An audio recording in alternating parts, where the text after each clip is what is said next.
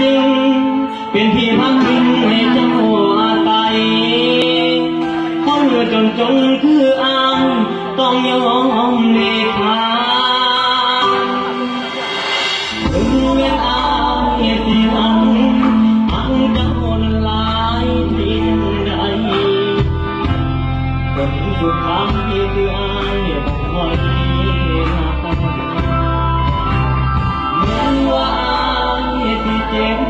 ไอ้กะที่เก็บเอาไว้ลำพังที่บอกคันบอกคืนบอกความทางน้องกับเขาเป็นหวังที่หักกันปานใด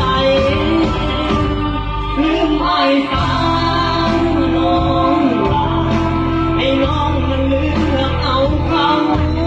ทำเขามันคงเป็นไปบ่ไหว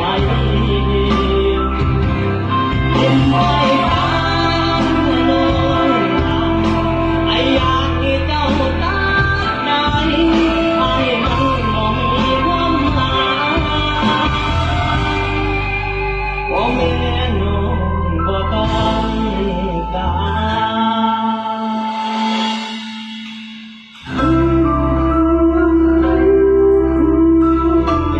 การติดตามไปเด้อ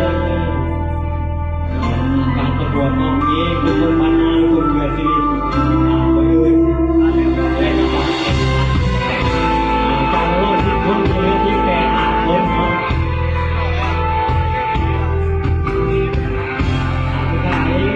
ไอ้แค่ที่แปดไปเที่ยวเลย